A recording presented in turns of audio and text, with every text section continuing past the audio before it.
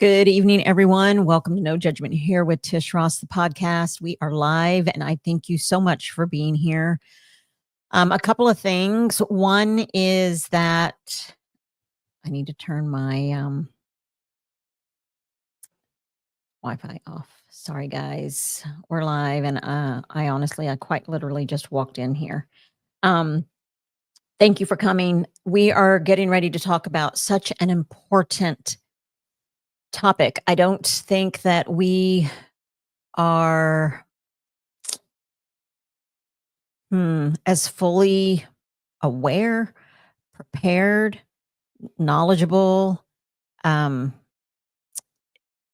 I don't think that we really grasp the sense of urgency until we meet somebody or somebody who knows somebody that has had a cancer scare or has cancer or who is fighting cancer or maybe walking around and doesn't know that they have cancer. And I thank you guys for coming in.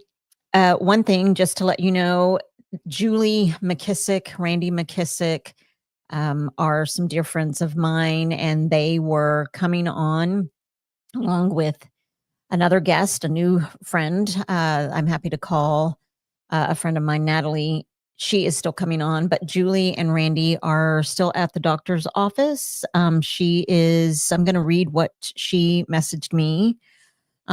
She said that she is still at the doctor's office with her ultrasound for them to see if she has cancer in her thyroid. She asked if we could still do the podcast with Natalie, and of course we are, because Natalie has been so gracious enough to say yes to come on and to share her story. Very raw and very real, transparent, vulnerable story with her cancer. And Julie says that she wants to hear Natalie's story. She knows little bits and pieces, but she doesn't know all of it. She didn't know when she was going to be done, but she's going to be watching and listening. And the doctor sprung this procedure on to her. She didn't know. She knew she had some nodules, but she didn't know if this was going to be a big deal for her. She guesses that he is checking everything anyway. And she just wanted me to relay to all of you guys that she will come on when she is done and she has another time to do this. So, Julie and Randy, I know that you are listening, and I want you guys to know that it's totally okay. And I'm super excited that we got to meet or connect with Natalie. Thank you, Julie, for connecting me with Natalie, because there's a reason for it. We all have our own stories, and Natalie's story was meant to share, and not to say that yours isn't, but God has a time for yours, Julie, and it will come, and I know that. So I'm going to bring Natalie on. I just wanted to first share that we are not it's sort of a disclaimer, I guess. We're not doctors. I'm not a doctor. I'm not a surgeon. I'm not a physician. We are human beings that are coming on to share our stories. So if you feel a nudge after hearing these stories, please follow that nudge, listen to your body, and go and see your doctor to get tests ran or whatever it is that you need to do to get checked out. So I just want to share that disclaimer. And I'm going to bring Natalie in. I'm meeting her tonight along with you guys. And so we're going to hear her story fresh, real, and raw. There she is. Welcome in, Natalie. Thanks for being here. Yes, thank you for inviting me. Of course. And you and I both know that if Julie's not listening, Julie and Randy, if they're not listening now because she had a procedure that the doctor sprung on her, she said, I know for sure they'll be tuning in or they will listen later. But this is such an important topic. And I don't think that I could hear enough about it, because they are all seem to be very similar in some ways and very different in some ways, right? Right. My brother himself is suffering from cancer. He too has tumors that he's been on chemotherapy for quite some time. And while they are not growing, they're not shrinking either, and they have to shrink in order for the doctors to be able to remove them, for him to even be able to have radiation, and because of the place that they are at. So they're in a dangerous spot, and there's nothing that the doctors can do until they shrink. And so that's where we are at. And I think it started with some stomach pain. But really quickly, and I want to hear your story. I'm going to welcome in some people that have come in. Tracy with TNT Adventures is here. Thank you, Tracy. Pretty and Pooch is here. Donnie Parrish. I'm Natalie's brother, and I'm just here for support. Welcome, Donnie. Thank you for being here and for being here for your sister Natalie and supporting her. Christy McDaniel, she said, my little sis is Natalie. Thank you, Christy, for being. Hi, Arlene. Thank you for being here and supporting. Sammy, Samantha, thank you. Wife of Goat Days, thank you for being here. Gosh, if you guys could share this out on your platforms, somebody somewhere needs to hear this. And like I was saying, someone is going to get a nudge after hearing this story, and or someone knows someone that needs to hear this story. And let's see, A Paralysis is here. She says, love you, Nat. So thank you guys all for being here and for supporting Natalie and for supporting the podcast, this podcast particularly.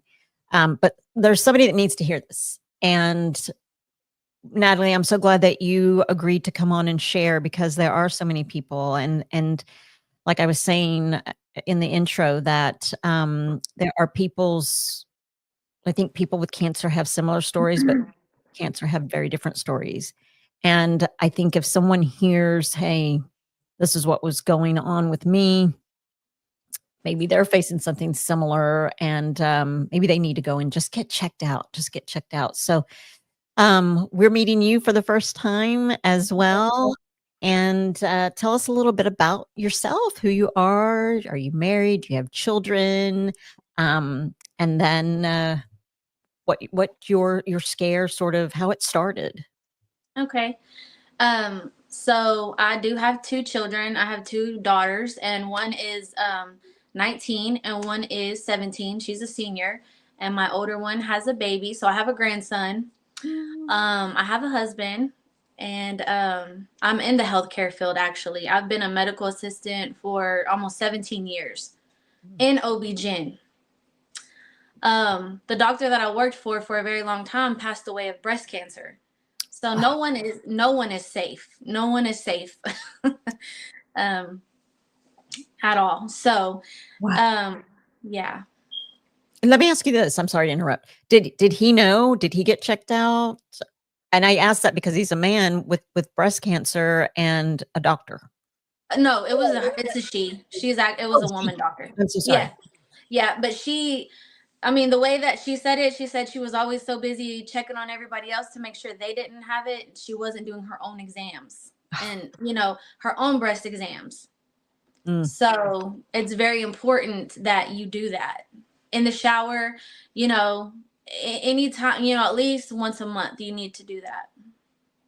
Absolutely. And, and I was saying men, so maybe God just had me blurt that out. But men, you as well, you're not immune to breast cancer either. No.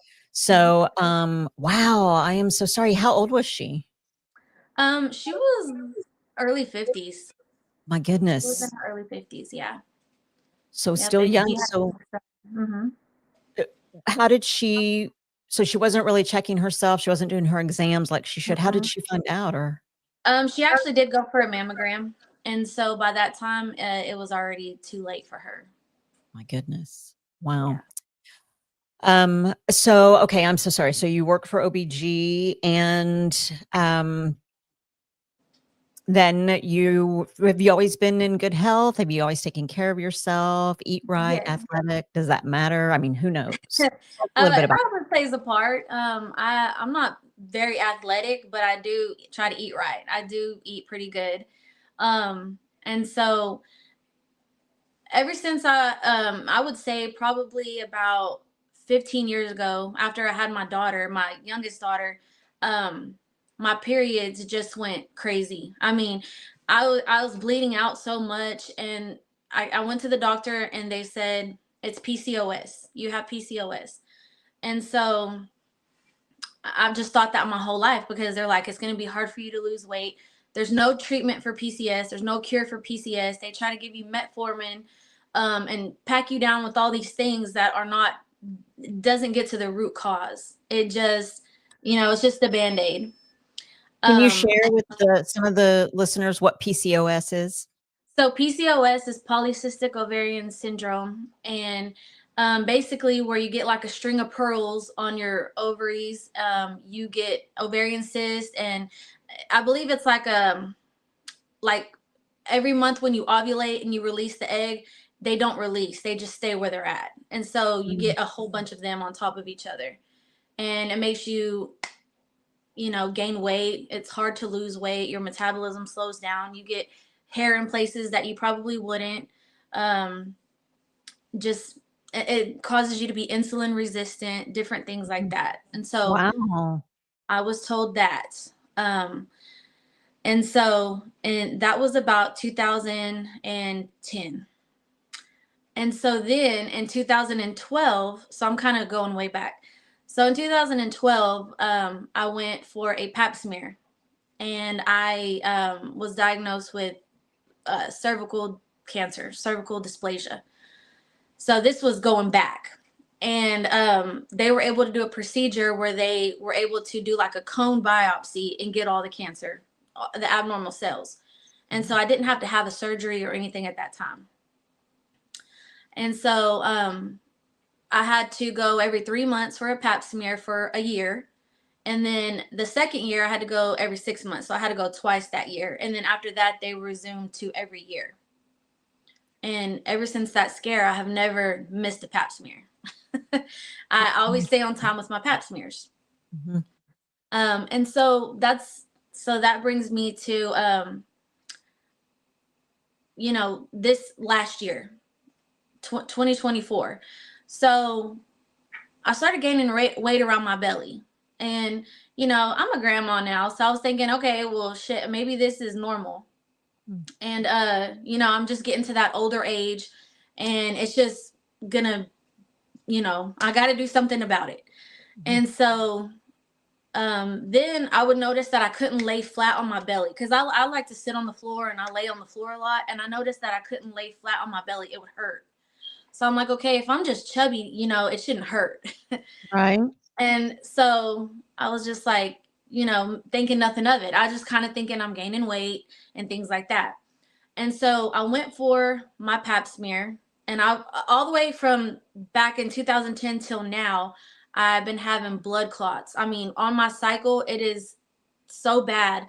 Like, I have severe blood loss. I'm severe anemic. I'm going to the hospital every month because I'm losing so much blood. And, Can I go ahead. stop you for a sec? Sorry. Um, so I, and I'm very interested in this. My daughter actually has PCOS, and so as you are um, having just these horrible menstrual cycles, and you have PCOS, is your doctor? Are you trying different different types of birth controls to regulate? Are they saying, as you are just bleeding out, are they saying, maybe you should have a hysterectomy? Are they suggesting types of medications? Yeah, they suggested the metformin, and I didn't want to do that. And so then they What is that? suggested putting metformin is actually what they give for people with diabetes that are insulin resistant. So they started trying to give me that, but that has terrible side effects. Then they wanted me to get on birth control, and I wasn't comfortable doing that because I've just heard so many bad things about that, which birth control definitely works for some people. But I just didn't want to do that. And so I was kind of just prolonging it until the point where I started having heart problems. And Mm. this falls in with that too, because I was so severe anemic and losing so much blood that my heart was it couldn't keep up with the amount of blood loss. So then Wow. I start having palpitations, I start having tachycardia, this just snowballed into a big O thing, like just a huge ordeal. Wow. So this is where it all started. In 2024 in April, after about a day after my cycle, my heart just started beating fast. It just took off one day, and I couldn't slow it down. I would go to the ER and they're like, "Oh, it's just anxiety." And I'm like, "No, I have anxiety. I know what anxiety is. This is not that. This is something else. It's just happening on its own. There's nothing that's causing this to happen." Mm. And so, you know, I went to the ER probably 4 or 5 times and they thought I was a nut, like, "Oh, she's just coming in here because she's got anxiety."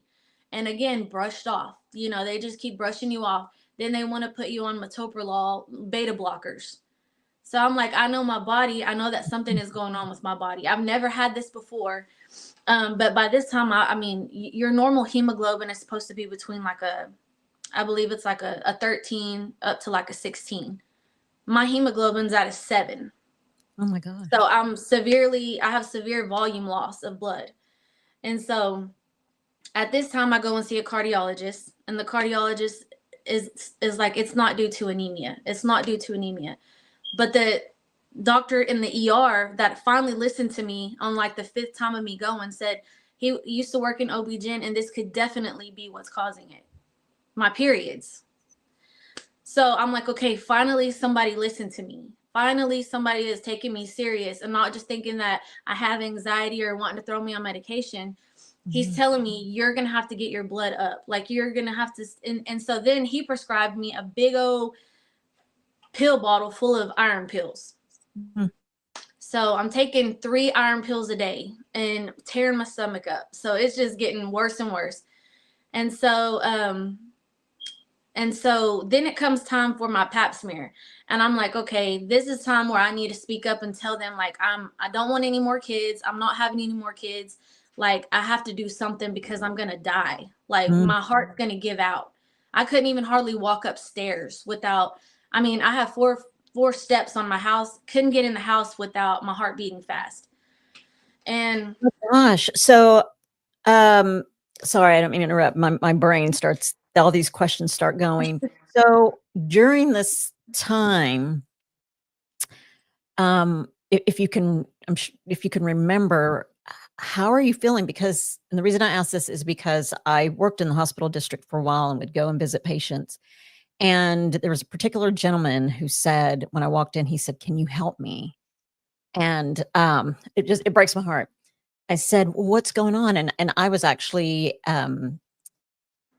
just a care coordinator. And so after he was going to be discharged from the hospital, I was just coordinating his care afterwards. But he said, "Can you help me?" And I said, "Oh, what can I help you with?" I was thinking, can I get you a blanket? Do you need some more water? Something like that. Do you need help to the bathroom?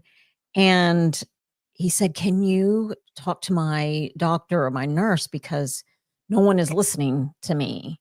Um, I know my body and I feel like these doctors are just treating me like every other patient and trying to prescribe things." And he said, and the last thing that he prescribed, it's not affecting me the way that it has taken effect on other people. And this doctor is telling me, yes, it is. And it's working. You just are, he said something, you're just not wanting to believe that it's working.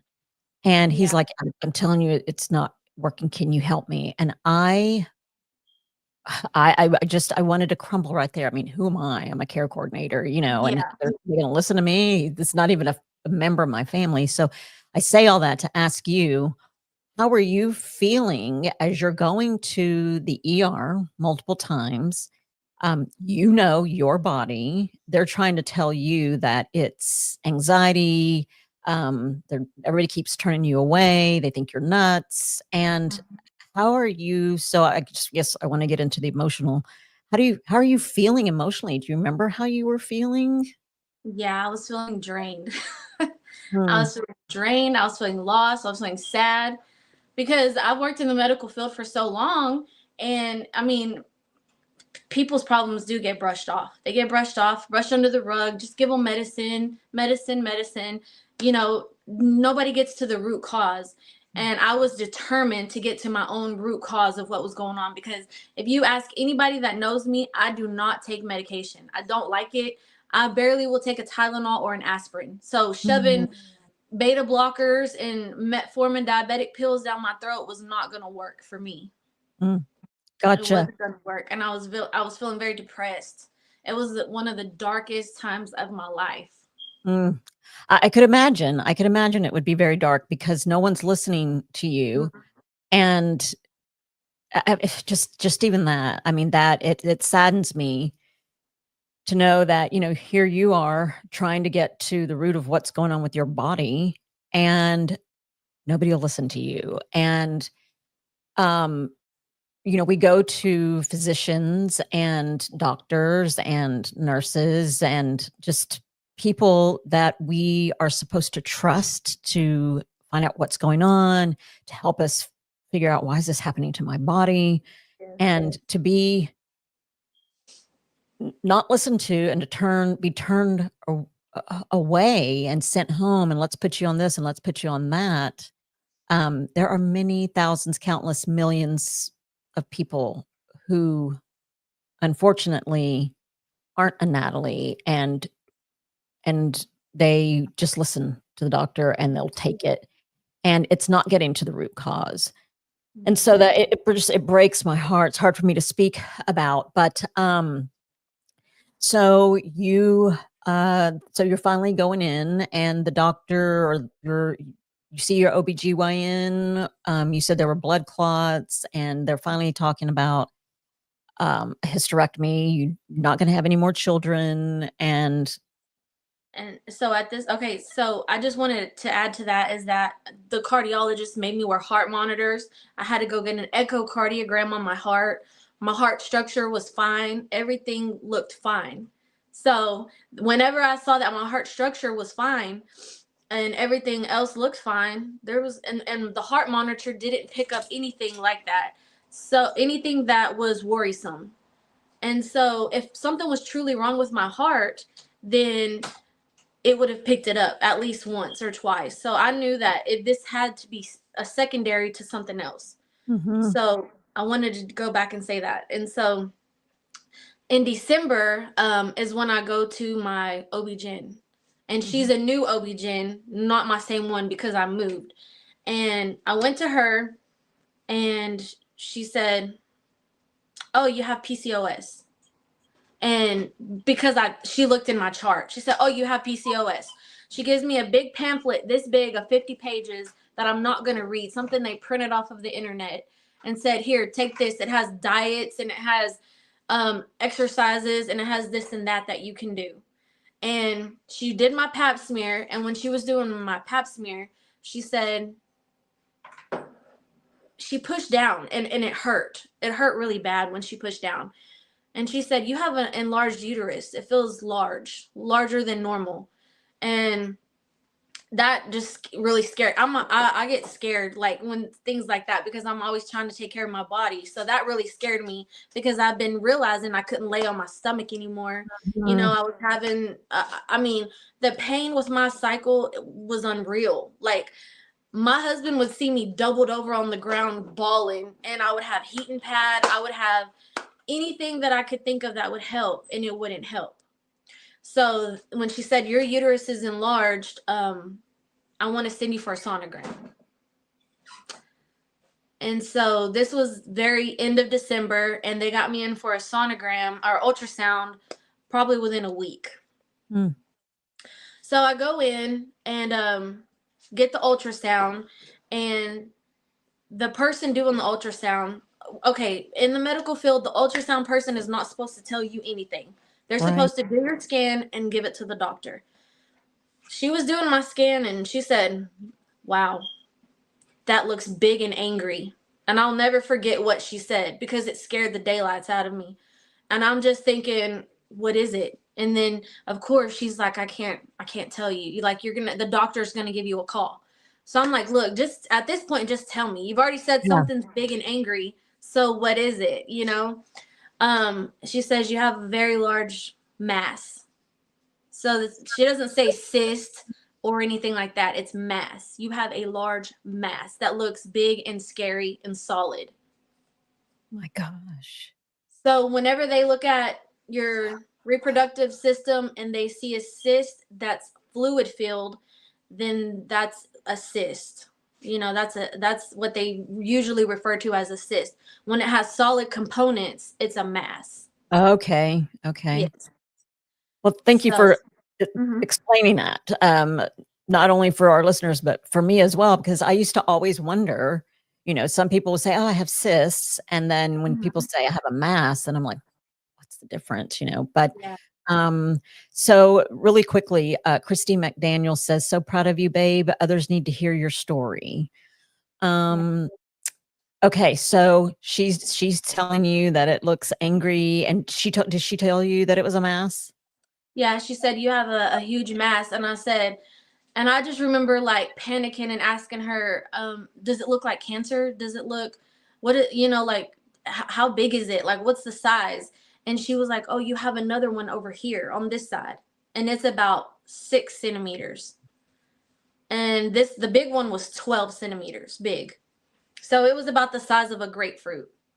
Oh my gosh. And at this time, I'm just like panicking. My husband's in the waiting room, and I have to go back out here and tell him they just found two masses in my on my ovaries, and so it's enough trying to take in all this information at one time. So then I go out. I remember just like I didn't even feel connected with reality anymore at that point. Mhm, Like it mhm, just felt like I was living someone else's life, like in a dream, a nightmare. mhm. So I go outside and I tell my husband, and of course, men don't really know about that. So he's just like, "What is it? Oh, it's probably nothing. It's nothing." Um, Later that, I would say maybe the next day, the report came in because, and I don't know about where you're from, but out here in East Texas, we have a thing called My Chart. And for some reason, they like to get the results in that chart before they even talk to the patient. Which, Oh, people love to have their results, but when it's a bad result, you want to talk to a doctor first because it can come in on a Friday and you might not can talk to a doctor till Monday. So then you right. have to stew in that all weekend long. And I believe that's what happened. It happened. She ended up calling me on a Friday, and she said she actually didn't even call me. The doctor didn't. She sent me a message on My Chart, and she said, "Hey, we need to get you scheduled for some cancer blood work. I'm going out of town. Please schedule it with my office." This is No exactly way. what that's what the message said. And I told my husband, and I said, I cannot believe she didn't call me to tell me anything, like anything about the sonogram. Just, hey, we need you to go get cancer blood work. So I fired her. I fired I'm her as my doctor. sure. That is, um, I don't even have the words. I mean, aside from unprofessional, uh, why, how is, that's not even okay. How could a doctor think, I mean, and again, working in the hospital district and knowing the hospital lists and knowing all the behind about the insurance and all that crap, it sucks. Yeah. And booting people out and, oh, they've got a good insurance, let's keep them. And I hate that crap. But to know that, I mean, it just seems like so complacent, so numb. Yeah, it was. And but on the other side of it, though, you have a human being who is scared to death, not Hmm. complacent, not numb, doesn't know what's happening. Right. And And all I wanted was some kind of answer, some kind of little bit of hope to hold on to. And she would not give that at all. She wasn't going to do it. so what did you, so you got that message and well, hold on really fast. So Pretty and Pooch says, I'm sure you were in a major state of shock, Natalie. Um, Shonda says, you come a long way. I'm so glad you are on your way to recovering. Thank you, Sammy sis. says, doctor doesn't sound fit. Must have been too worried about going out of town. Exactly. Pretty and Pooch says, I Exactly. would have had some choice words with her, Natalie. I did. I did. I So left her what, a long what you message. do? Okay. So at this point, I'm pretty much going insane. Like I've already written myself off because I have no idea what's going on, what's gonna happen next. So I go and she wants. Okay, so then at this point, she wanted to see me back, and I said, I will not ever come back to you. I will not ever come back to you. You going out of town was more important because I think she ended up following up with me like a week later when she got back, and I had already even sent her a message and was like, hey, can you tell me anything about my sonogram? And she's like, she never wrote back. And so at this point, I fired her as my doctor and I found another doctor. And so this was January. This was early in January of 2025. And so, yeah, I was reading that comment. Yeah. So this is early January of 2025. And so I started asking around the hospital that I work at and trying to get a gynecologist that somebody might know that's that might be a good fit for me. And so I make an appointment at this doctor's office and they get me in February. So now I'm already like a month and a half out from my original sonogram. But I did forget to say that during this time I had pain in my back and I went to the ER. So I went to the ER December like 28th, and they thought it was a kidney stone, so they wanted to do a CT scan. When they did the CT scan, they found the masses, and of course the ER doctor, she came in and talked to me, and she said that it was just a solid mass. It was 12 centimeters big, the same as what I had been told. And so she said that they didn't see anything like other places in my body or spread or anything like that, but I didn't get injected with dye, so she really couldn't tell me anything either.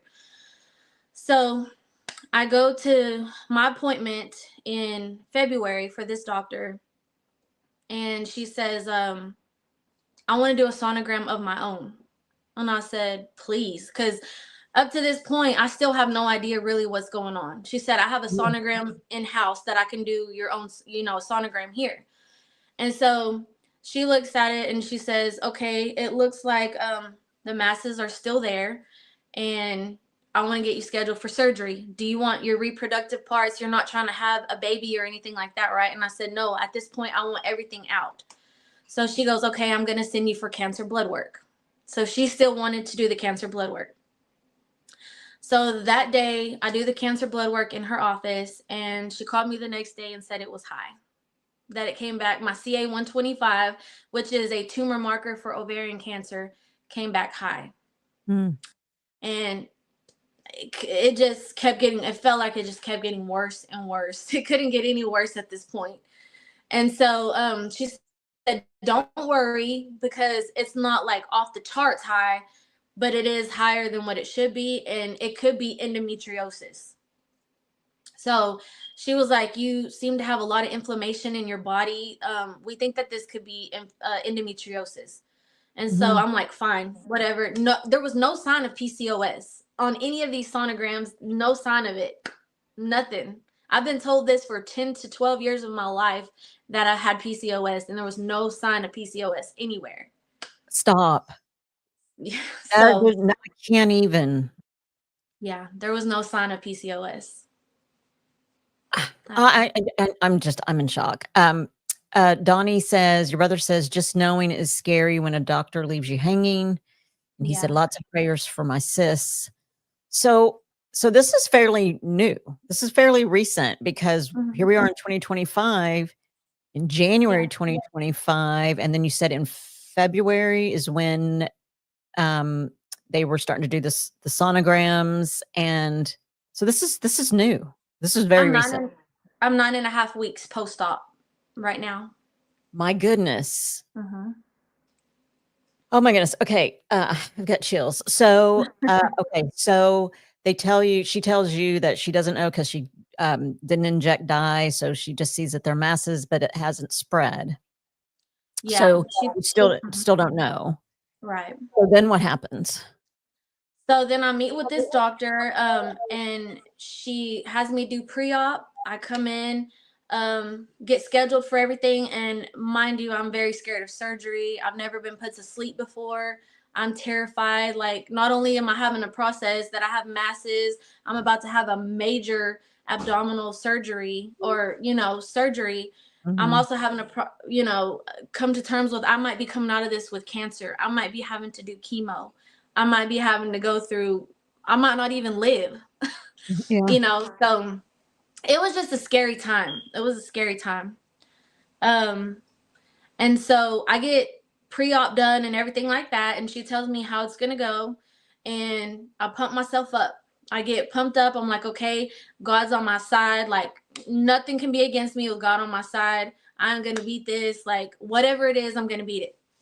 And so pump myself up. I get in for surgery that day. I think it was like at 5 a.m. I showed up for surgery, and the doctor comes in and talks to me and says, okay, this is what we're going to do, after surgery. Just gives me the whole rundown. Mhm. And so um boom, they put me under. I just remember getting wheeled off, and they put me under. And I mean, it was like a flash. I woke up and I woke up, and I mean, it didn't even seem like I had been to sleep. I mean, I feel like I blinked and I was awake. Mhm. And so I look over and I look at the nurse and I said, am I finished? Am I done? And she goes, no, they weren't able to complete your surgery. And I'm like, so then they wheel me out like they were just in a rush to get to the next person, get the next person back. They wheel me out into recovery. My husband's waiting there with the most horrible look on his face. And I'm like, what happened? And he said, I would rather, I think he said, I would rather wait for her to tell you or something like that. And Right. so I'm sitting there and waiting for her. I mean, she's already went in to do another surgery. So I'm having to wait an hour, 2 hours for her to come back and talk to me. So she finally comes back and she has pictures with her and she's showing me everything. And she couldn't find my cervix. She couldn't, I mean, not my cervix, I'm sorry. She couldn't find my uterus. She Mhm. couldn't find my ovary. But she said the reason she stopped surgery is because I had a mass connected to my colon. She said there was a huge mass connected to my colon, and she was not the proper doctor to finish this. So she stopped altogether. Oh my gosh. Yeah. She stopped her surgery. She took the trocars out because it was one of the robots. So I had 6 incisions on my belly, and got pushed out after 30 minutes and told, hey, you got to heal from this, and you're going to have to go see an oncologist. I'm referring you out to oncology. So the surgery that she was doing was the hysterectomy, or Yes. what she was well, what you were scheduled for was a hysterectomy, but she couldn't find your uterus, she couldn't find your ovaries, so she had to stop. She said their uterus was behind the big mass. It Oh my had to have been pushing it down or something. She couldn't find it. She couldn't find my ovary. And due to this big mass on my colon, she just needed to refer me to oncology. my So gosh. yeah, it just went worse. I mean, it got worse and worse after this. Um so I went and I went home that day, and then I went home, and so I'm sorry, I got distracted. So I went Okay. home and I started working on oncology because that doctor referred me to oncology. So I start calling oncology, and I work for a health system. I'm not gonna say which one, but I work for a health system, and our insurance is we have to see the doctors within this health system. Mhm. So I start making these. I live in a small town, and there's only two main hospitals, really. And so I start trying to get in and get in, and they keep saying they can't get my insurance taken care of. They can't get it taken care of. So at this point, I feel like I'm just running like an uphill battle. Like it's just if anything can go wrong, it's gonna go wrong. Mm. So I wait for 2 weeks to hear back from oncology, which is who my insurance referred me to, and they say we can't see you. And I'm like, okay, well, y'all are the only ones out here that my insurance take. And they said, the doctors here only do surgery at the other hospital, which is kind of like a rival hospital. And your insurance is not going to covered here. And the hospital that I work for within my health system does not have a gen oncologist. So at this point, I'm like, what am I gonna do? Like, I'm literally, I could be sitting here dying. I have no idea if Yes. I have cancer, if I don't have cancer, and y'all are telling me nobody can see me. So then I start with this battle of insurance. Yeah, So, I oh my gosh. So how about your family? I mean, I know some of your family members are here, and please chime in if you guys would like. But how about your husband, your family? So I'm thinking, and it sounds like you're pretty close to your siblings. I am as well, and I could only imagine what they were thinking and going through with you, for themselves. Like, oh my God, my sister, she needs this, whatever this is going, whatever this mass is, it needs to be taken out. yes. Is it cancer? Is it not? Is it benign? Is it malignant? What is going on? And you keep getting pushed aside, pushed away. Um, it continues to snowball. And I guess, it, how are you feeling? How were you talking to God? Were you saying, what's going on? Why am I wait? What is, because we're I, I alive. talk to I talk to God more than I ever have during this time. I mean, I had fallen to my knees and prayed. I cried. I mean, I've cried more than I probably cried in my whole life. Mm, Um, you know, I just kept asking for a miracle. Like, please let me come out of this. I have young kids. I have a grandson. Like, wasn't ready to check out. yeah. I mean, I can only imagine, Natalie. I'm sure that everything runs through your mind when you're sent to an oncologist and you have these masses, and then you go to have a hysterectomy, and then the doctor says, well, I can't do it. I can't even find it. I can't even. I can't even imagine. And then you're thinking of your family, your children. You have young children, your grandchild, your husband, your siblings. I'm And sorry for that. My gosh, that's too much. It's too much. Let's see a couple of comments really fast. As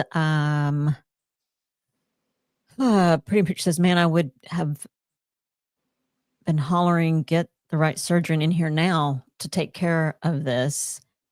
Sandra Reeves says, God has a plan for you. that's my Um, mom. okay. Hi, Yes, Sandra. she Hi, Mom. she is the savior. I was She going is to the ask savior. how your mom, and I never know, are parents still living? Are they gone? Is there a relationship or not? But now that you've said that Sandra is your mom, um, how was she feeling and doing and uh, about all of this? She was my rock. Mm, Yeah, she was my rock. She never batted an eye. She never thought, she didn't tell me if she did, because she yes. lost my dad when I was 2 years old to cancer. And Mm, so she was not having it. Like, whether she cried or felt bad or anything in her own time, she never showed me. She mhm, just kept saying, "You're gonna be fine. We're gonna get this out. Like, everything's gonna be okay," and everything like that. So she was always. I mean, I would call her in the middle of the night crying. Whenever I was having heart palpitations, I'd call her in the middle of the night, and she would sit there and talk to me. Um, she'll talk to me even if she's dead asleep. She'll get on that phone and talk to me. mm, mhm. And you understand that, being a mom. Oh yeah, for sure. And I get it. And I'm sure that as a mother myself, I'm sure that silently or alone by herself, I'm sure that she was on her knees as well, praying to God and asking, Yeah. please save my daughter, help my daughter. There's another comment here. Pretty and Pooch says, what a fiasco health insurance is, such a joke nowadays. Your brother says, I was worried about my sis, but I know God was watching out for her. I prayed for her. She is strong, but I Me tried to support her the best I could emotionally. All my siblings did, and my husband for sure.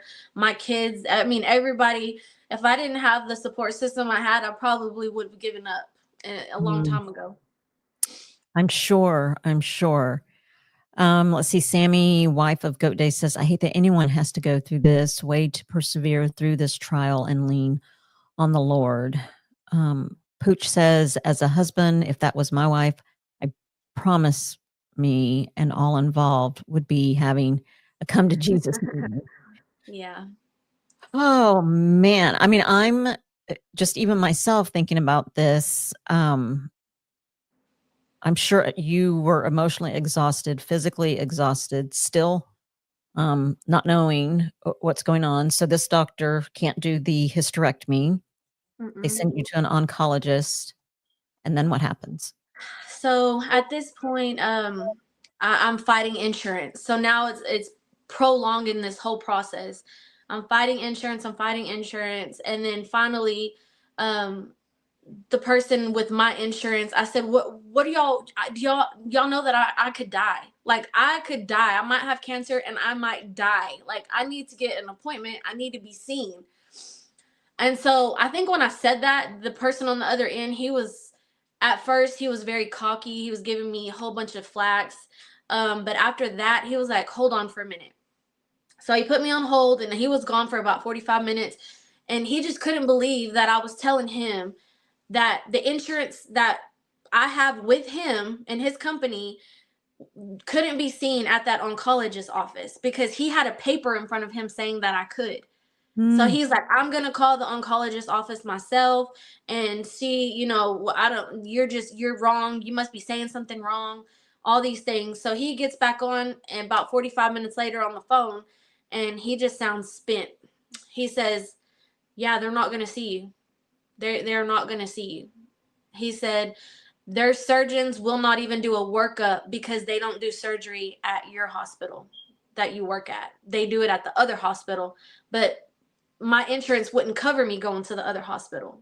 So it was a nightmare. Insurance is a nightmare. And I want to again say that I wanted to do this podcast because I want you to advocate for yourself. Mhm. Nobody is going to do it for you. You have to advocate for yourself. You know your body, you know when something in your body does not feel right, and don't ever let someone tell you, what you're feeling isn't true. So, with that being said, now going back, they think I might have colon cancer at this point because I have a big mass coming off my colon. And so finally, the guy calls me back and he says, you can be seen in Dallas at UT Southwestern. And I say that hospital's name because it was the best thing that ever happened to me. The best thing that ever happened to me. So I'm like, are you sure? Because I've had this runaround for weeks now. Like, are you sure? And he goes, no, you can call this place and make an appointment. Um, they're gonna take your insurance. So I called, I make an appointment, I get in to see the doctor. She reviews scans with me. She had the scans that I've already previously done. And she says, okay, so we're gonna set you up for surgery, but you have to have a colonoscopy first. She said, we need to see whatever this mass is, if it's infiltrated inside of your colon. Mm. So I'm like, great. Now I'm not only worrying about all these other things, now I think I have colon cancer because that's just the way that it's been presented to me that I probably have colon cancer. Think the worst. I'm just thinking the worst. So I go and I get my colonoscopy done. And again, I have to be put to sleep. I'm already scared of all that kind of stuff. Get put to sleep, wake up, and the doctor says, you're good to go. You don't have to come back for a year. Everything looks good. So this is the part of my story where I done brought y'all down. I'm going to start bringing you up. So Wait, he said to okay, me, wait. Because all of this and this ginormous or this mass and it could be attached or penetrated through your colon and they can't do the hysterectomy because of this. They can't find your uterus, they can't find your ovaries, and then you go and I thank God that Dallas UT is Southwestern is an awesome facility, but for me I guess being sort of a skeptic, well, I'm a lot of skeptic. Uh, I wake up and then they say, "Okay, you're good to go. You can leave." And I would be thinking, "No, there's still something wrong. There's still something wrong." So what are you thinking, Natalie? To be honest with you, I was ecstatic because he did not see anything inside the colon. Now, again, they said that mass was attached to the outside of the colon. So at this point, I think I still could have colon cancer, but there's nothing that's went to the inside of the colon. So I'm Okay. good on that part. Okay. Okay. So that kind of brought me up a little bit, like thinking, okay, if I do have something on the outside, it can still be contained to a cyst and not have spread anywhere. Right. Okay. Okay. Because a lot of times that's what ovarian cancer, ovarian cysts do. They build up in a sac. Mhm. And that's where it gets tricky because when they go in to take it, when they go in to take it, they puncture the cyst, and that spills out into the gut. Mhm. And Mhm. so that's where you get metastasis and things like that, where it can spread everywhere. So Right. it's a very tricky thing with all this. Um, so he says you're good to go. I'm gonna send your report over to your doctor, and I don't need to. No, he said I don't need to see him for. I think he said 5 years actually. Um, so I go and I'm like telling my husband, okay, there's nothing on the inside of the colon. He didn't see polyps. He didn't see dysplasia. He didn't see anything. So that's a good sign. Mhm. So this was on a Friday, June 14th, and my surgery is scheduled for June 16th. So after Wow. this, yeah. So after this, my doctor calls me and says, okay, I got this result. Everything looks good on that part. I want you to go get a CT scan before surgery Mhm. to see if anything's changed. So I'm like, okay. I go and I set it up. It's right down the street from my job. Go get that and everything. Another person who should not have been putting their 2 cents in. I get the scan and the person says, "Wow, that's really big." And it was a man, and he was like, "Are you having surgery anytime soon?" And again, these people are not supposed to be saying this. I work in the healthcare field. You've been in the healthcare field. You are not supposed to comment on anything like this. Right. So, um, when he said that, I still hadn't seen the scan. I didn't know anything at this point. So by the end of the day, Friday, she calls me and she says it's grown. It's no longer 12 centimeters. It's 17 centimeters big. It's big as a football. Oh my gosh. Yeah. In 6 months, it grew 5 centimeters. So now we're looking at the size of a football.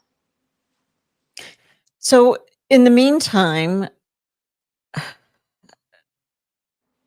are you in pain? And I have so many questions. One thing I'm glad that you stated was to be your own advocate because yes, unfortunately, a lot of doctors will treat you just as the next person and the next person that comes in with a stomach ache. Mhm. Something that Julie had mentioned when she went to see the doctor. And again, those people, those of you that are coming in late or listening, I know that Julie and Randy McKissick are also in the title. And the reason that they're not here is because Julie was kept at the doctor's office longer than she thought. She had to um, have some other tests ran. Sorry, I'm trying to get to her comment. Thyroid tests. Let me just read to you guys. She was still at the doctor's office. They were doing an ultrasound for them to see if she has cancer in her thyroid. So she wanted Natalie to come on and share her very important story as well. And it is very important. And my gosh, what a roller coaster ride you've been on, Natalie. And Mhm. she said that her doctor sprung this one on her, and so she was very sorry that she couldn't be on, but we'll have her on another time. Um, Erica Sosa says, "Strongest woman I know. She went through hell and was scared to death. I witnessed her lowest of lows, and I'm so glad this is all put behind her. Love you, bestie, Erica Lee." Um, Love. So, so this person is saying, "Wow, that's huge. It's a man," and he's saying, "Have you had surgery yet? Or are you scheduled to have surgery?" Are you scheduled to have surgery? You know, putting two comments in when I don't need his two comments. I mean, I'm already Exactly. scared. Um, I'm already scared to death. I mean, and then now I've got a surgery coming up 3 days from now, 2 days from now at this point, and I'm Mhm. still healing. I still have 6 incisions that are healing from 8 weeks ago. You know, I've had to miss work. Like it's a whole lot of things that were going on. And so that later that evening, my doctor got my scan, and um, these people told me that they put in the report I was missing my gallbladder. So at this point, I'm like freaking out because I've always had my gallbladder. I've never had anything. It's just multiple medical things that were insane during this whole process as well. Um, so I'm freaking out because where's my gallbladder? I just had a surgery a couple weeks ago. She didn't take anything out, but I'm missing a gallbladder at this point. So my doctor calls me that evening, my new doctor, my new oncologist, and she's phenomenal. And she gets back to you. She tells you exactly. She doesn't sugarcoat anything. She told me from the get go, this is something abnormal that needs to come out of your body immediately. We don't need to play around with it. It needs to come out, but I can't tell you what it is because we don't know. So she calls me that afternoon, that Friday afternoon, 2 days before surgery, and she says, "Okay, your gallbladder's definitely there." She says, "I'm looking at your gallbladder on the scan." So that just another point of that shows how my small town fails me on, like they just, it makes me think they're incompetent. So she says, "I'm very much looking at your gallbladder, and I will show you your gallbladder when I see you Monday at surgery because I promise that it's there." And she says, "The cyst has the mass has grown to 17 centimeters, and you have a smaller one on the other side." And she said, "It is showing infiltration." So it's showing infiltration on your fatty pad. So your fatty pad is your omentum that covers, it's underneath your skin, under a bunch of layers, but it's the very last layer before, that protects your insides. It's Okay. called an omentum. And so she says it's showing infiltration. That was not a very good sign at all. She said this, we just got to get it out immediately. So see you Monday at surgery. And so Monday comes and we go to surgery.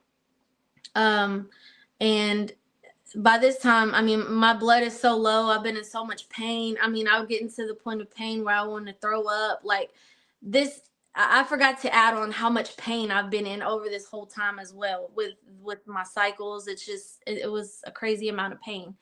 So at this point, I'm ready to get surgery. I'm ready to get this out, go Mhm. into surgery. Didn't have any blood. They couldn't get to my vein. They had to call in an ultrasound person to come do an ultrasound on me. And I went into the hospital with an 8.5 hemoglobin. And so you probably shouldn't have surgery if you're under a 10. But this was Mm. a surgery and it needed to happen. It needed to come out. So she proceeded with the surgery. Um, she said, "What we're going to do is halfway into surgery, I'm going to start taking things out, and it's called a frozen pathology." So I'm at a cancer hospital at this point, and she says, "Halfway through your surgery, while you're under, and I'm taking things out, I'm sending them off to pathology. They're doing a frozen path to see if this is cancer. And if it Okay. is cancer, we're going to take everything we can out. I mean, Mhm. we're going to take it out anyway, but we may need to take more things out." And so I'm like, I don't care at this point. Like, I can be a shell. Just take whatever you need to take out. I want to live. Like, just take everything Mhm. out. And so I wake up. My surgery turned into, she also tried to do a robotic surgery. So at this point, I have 6 incisions from the first surgery, 5 incisions from this surgery, and she decides we're not going to be able to get this thing out through robotic laparoscopic surgery. We're going to have to cut you open abdominally. And so at that point, she made the decision. My surgery was 6 hours long, 6.5 hours long. And I lost a good amount of blood, had to have multiple blood transfusions. Mhm. So she gets everything out. I wake up and she says, you don't have cancer. You don't have cancer at all. Oh my gosh. She Oh my said gosh. she said she took the big old mass out, football size mass, and she said it was endometriosis. Wow. It was a endometrioma, is what it was. And it was, Oh my yeah. gosh. So she took that out and she says, okay, so she took the mass out. She did the whole hysterectomy, took out my cervix, she took out ovaries. She said the mass that they thought was connected to my colon was my ovary that the first doctor couldn't find. My ovary had been pushed back and covered in endometriosis. So that looked like a mass to her. Oh my gosh. I had nodules all over my intestines. Um, I could insert pics if y'all want to see those, but I had nodules all over that they took out. She didn't know what the nodules were. And she said everything came back as endometriosis, stage 4 endometriosis. You I do didn't not even have. know endometriosis had stages. Yes, it has stages. I've never even been told that I had endometriosis, but apparently I probably didn't have PCOS. I probably had endometriosis this whole time. So she says, recover here for 3 days. You're going to get a final pathology report. So we're telling you don't have cancer, but we need to wait for you to get the final pathology back from the pathologist to Mhm. be able to say for sure. Mhm. So I healed. I had like 37 staples in my stomach, all these things. And a week later, I got my results back and they were all benign. My fatty pad, my ovaries, my cervix, my uterus that she couldn't find. Um, they ended up taking out my appendix because they were covered in endometriosis. Every single thing in my body was endometriosis. Oh no. We lost. Yeah. Okay, wait. Okay, we lost you for a second. So they took out your appendix. Yeah. They took out my uterus, my cervix, my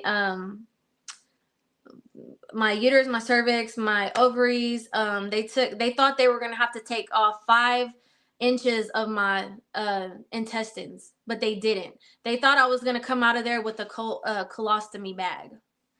Wow. Your brother Yes. says if Natalie would have waited any longer or put it off longer, no telling how big the mass could have gotten. So another Yeah. reason not to wait about anything. Yeah. And Oh, those masses can turn into cancer as well. But luckily, endometriosis can definitely turn into cancer, is what my oncologist told me. And you never want to put anything off like that off. I've been very blessed on my journey. Like I don't when I told my husband when he walked in to see me after I woke up from surgery, don't have a face on because I read your energy and I can tell your face. And he walked in and he said, "It's a boy." And it was so big and he's like, "It's a boy," just trying to make light of the situation.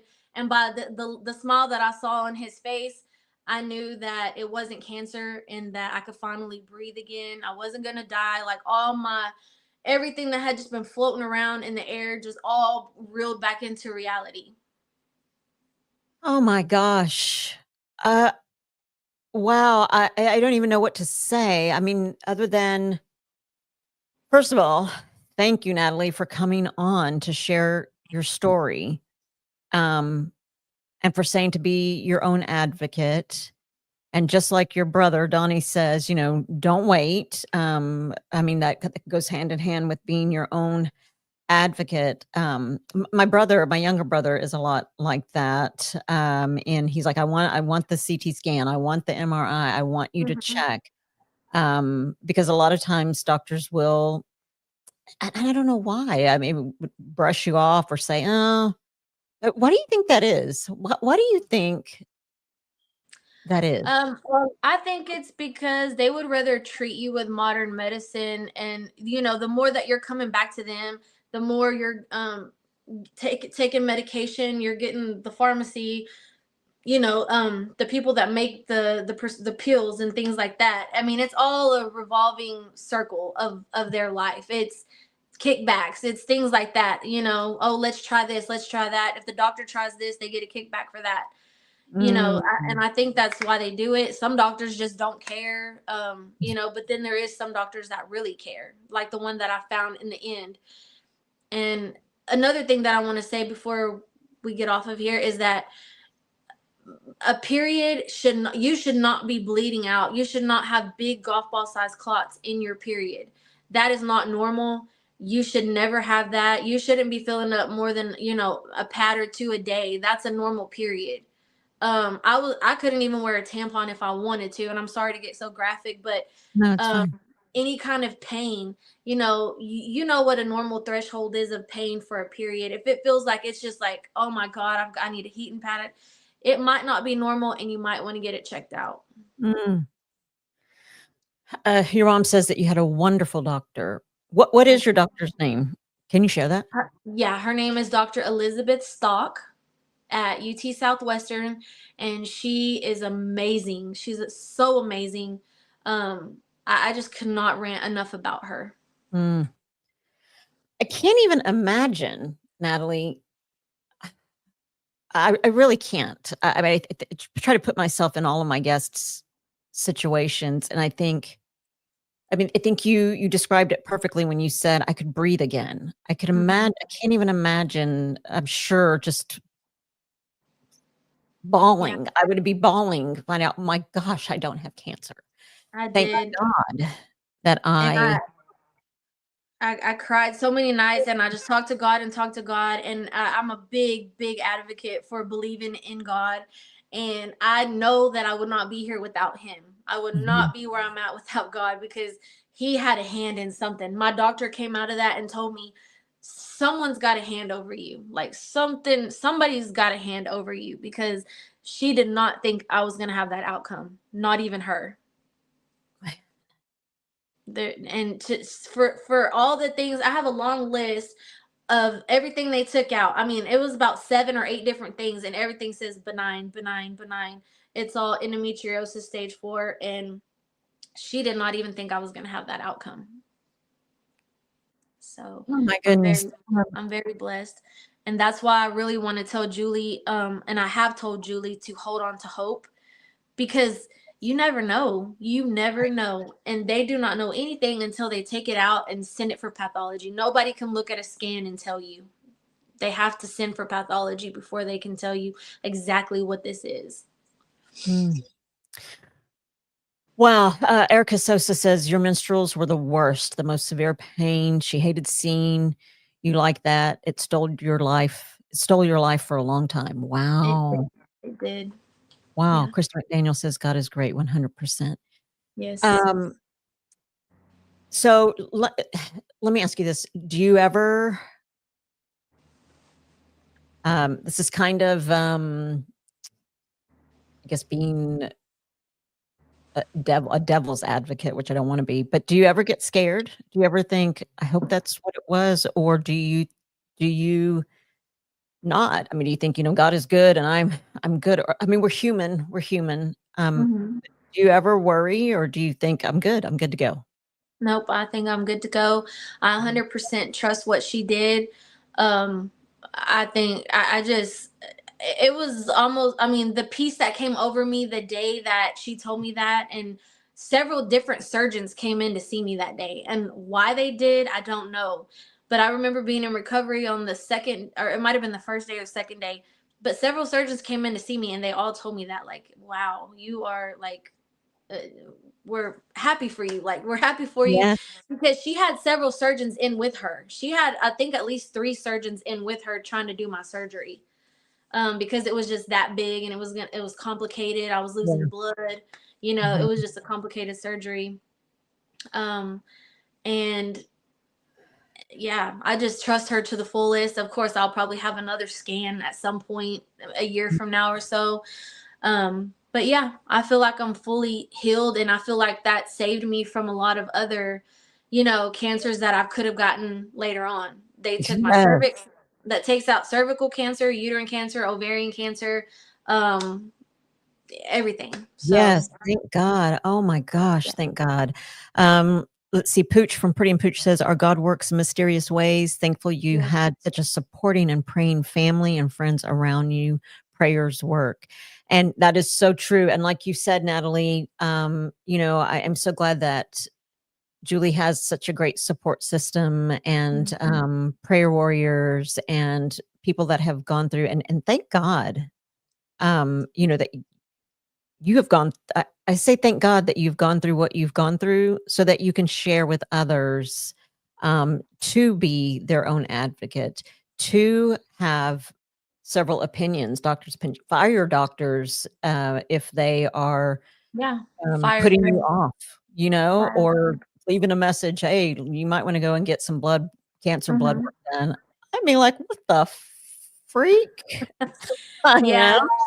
And back when I told you I went to get the cancer blood work, whenever they whenever she was talking, she found that mass. I did a CA 19-9. So my first cancer blood work was CA 125. They had me go back and do a CA 19-9, which that's when the mass was on the colon, and that came elevated too. It was very elevated. So that even gave them more, before they took it out and knew what it was, that even gave them more fuel to think, okay, this might be bad. But the truth is that endometriosis causes inflammation, and those are inflammation markers. And to be honest, they should not be even testing people with those, because those are for people that already have cancer and they're Oh, having chemo, and it tests the marker, the line of where it should be. So if they are testing at a 200 and then they start chemo and it goes down to 75, you know that the chemo is working. So it shouldn't really be a marker for before that. wow, wow. Oh my gosh. Hmm. I mean, well, oh man, yeah, I'm so glad that you came on. There was a reason for this. Somebody somewhere Yes. listening, whether now or later. This also streams through Roku, Okay. on Thursdays, so it goes out to, uh, other platforms as well as other countries. And I'm grateful. I'm grateful, that you come on and share, also because my daughter, has been diagnosed with PCOS. I mean, and I know other people that will be listening that has also been diagnosed with PCOS, and other people that have been diagnosed with endometriosis. There's so much to your story. There is so much to your story, and I really think I take from the nuggets that I take is be your own advocate. Sometimes, like your brother said, sometimes it is good to get a second opinion if you don't feel comfortable, if you can. Hmm. And that, yes, and that way you're also praying for our friends Julie and Randy. Yes. Yes. Natalie, let me ask you this question before we go. First of all, is there anything else that you would like to share before we go off the air? Now that this is this is a platform where you can share whatever it is that you feel like you need to share. Yeah, I want to share one more thing. Working in OB-GYN for so many years, it's a big problem with women getting a sonogram and ultrasound. The insurance does not approve them often. You literally almost have to be pregnant for them to do a ultrasound, and they don't even hardly do them. They do maybe one or two while you're pregnant Mhm. now. But I would like to say that if you ever want to cheat the system, and I do want y'all to cheat the system, because you need to have a sonogram. I think every year when you have a pap smear that you should have an ultrasound with it, because I did not know I had a 12 centimeter mass in my belly. I did know that I was not fitting in things right and things like that, but I had no idea what was going on inside of there. And they will not do them just to do them. So I highly recommend every year or every other year, whenever you go get your pap smear, to tell them you're having pelvic pain. Pelvic pain. Be sure you say that you're having pelvic pain so that you can get yours covered by your insurance. Mm, thank you for that. And Yeah. and I'm actually taking some notes, even though I will go back and listen and watch this because my daughter has PCOS. And I it's so important. It is so important. And I know so there was a TikTok influencer that was actually, she was going to come on to my radio show when I was on radio. And 2 days before she was scheduled to come on, she died. And she had uterine cancer, and it had attached to her stomach, the walls of her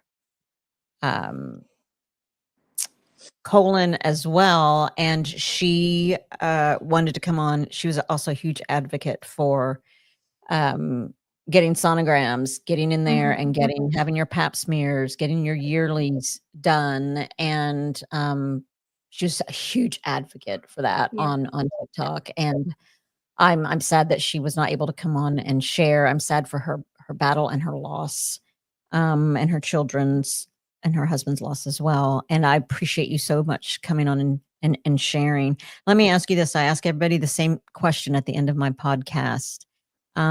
After everything that you have been through, everything you've been through a lot, everything that you've been through to where you are today, and it seems fairly fresh, fairly new. After everything that you've been through, Natalie, who would you say that you are today? Who is Natalie today? Who are you today? I would just say that I am strong. Like, I'm stronger than I've ever been.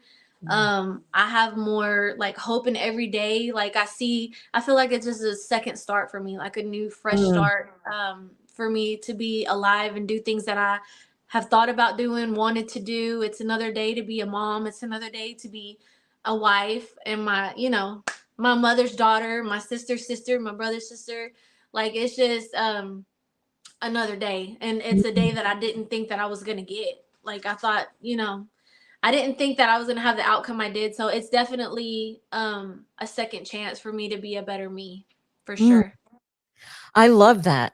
I absolutely love that, because I just recently shared a post that, don't, what are you waiting for in terms of living? Don't wait. Don't wait. And having a second chance at life, I'm sure that your perspective on life is just greater. Like you said, doing things that you want to do or that you may have put off to do. It's a second Yeah. chance in life. And that's beautiful. And Oh I'm my God. actually I'm actually 40 years old, and I'm going back to school. I start in December because I'm going to be doing imaging. I'm going to be an MRI tech and doing imaging for Well, people. Yeah. congratulations. Let us know where you are so we can come find you, and we can all come and get our our images taken by you, Yes. because we know that you would take care of us. We need more Natalies. And congratulations on going back to school. And Yeah. congratulations on being cancer free and not having Yes. cancer. And thank you to your brothers and your sisters and your mom for coming on and supporting you and supporting this podcast, and for loving you and for saying those prayers for you and being that support system, and your husband as well for being Yes. there for you. Thank you I so love them much. all. Pooch says, thank you, Natalie, for sharing your amazing story. Praise God for your cancer-free body. I'm sorry that you literally went through hell, both physically and psychologically, mentally, I'm sure emotionally. I am sorry for that as well, but I do thank God um, that you went through that, because it allowed you to come and share with us. Maybe some of us now will take our health more seriously, go and get those checkups, Yes. ask for Please. those sonograms. Um, and it draws you closer to God, and it gives us hope. Yes. So thank you. Thank you so much for sharing. I appreciate you. And we will be back on with Julie and Randy McKissick as soon as they can come back on. We're praying for you, Julie. I know you're listening. Randy, we're praying for you too, and your family, your children. It affects everybody. It does. And Natalie, thank you again so much for coming Thank on you. and for sharing. And I appreciate you coming on and joining us so much. And I thank everybody else for coming and joining and being here for us, and for being here with Natalie.